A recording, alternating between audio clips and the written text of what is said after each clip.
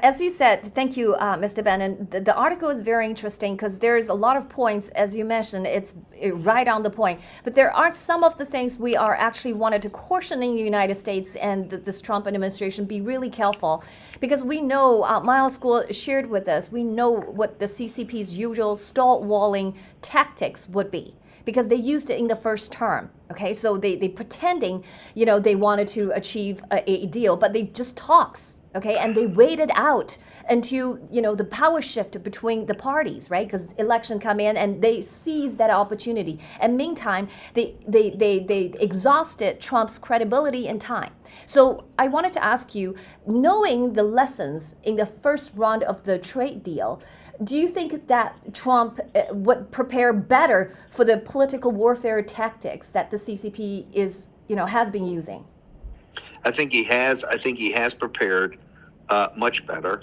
I think he's, although I think he was very prepared the first time, I think he's prepared much better. And I think he has his, number one team of Peter Navarro, Secretary of State Marco Rubio, Secretary of Treasury Scott Bessent, who today was on, gave a major address yesterday at the New York Economic Club, and then followed it up today with a live interview for about 45 minutes on Squawk Box, talking about many of these same issues. So no, I think he's learned a lot of lessons. He's particularly learned how the Chinese Communist Party is not to be trusted in negotiations. Let's just go back to the first term.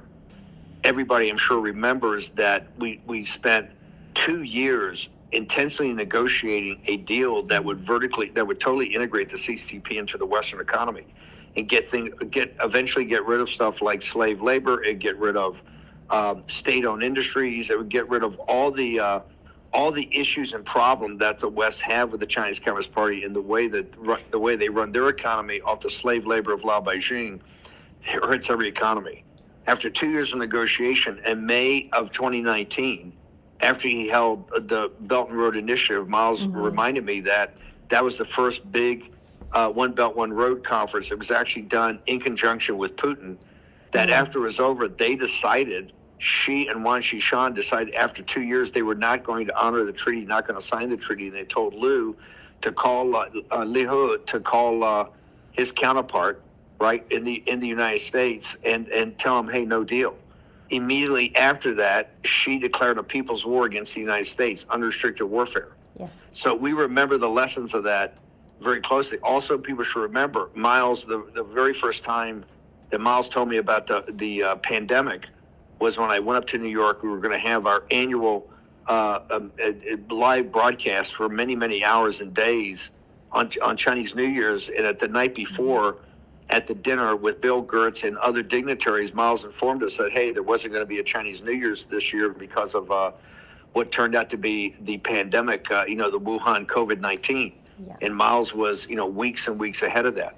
So, and Miles was very, very upfront, given his sources at the time, to say, hey, the Chinese Communist Party has released this bioweapon because they don't see any other way to stop Trump. I think President Trump has taken those lessons on. Now, I will tell you, President Trump does not want a shooting war, and he particularly does not want a shooting war around Taiwan. If push comes to shove, he will do it, but he'd rather get some sort of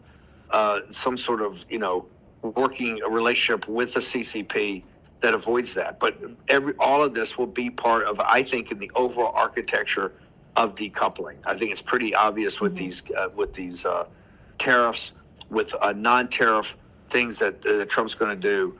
It just reinforces what the ambassador to the United States said, which is, we consider this war, we consider it economic war, we're prepared to fight this, and we're prepared to fight any war that the West wants to bring to us. They've been very aggressive in their response, and I'm not sure it has been taken aboard. It doesn't sit very well with senior people in Washington.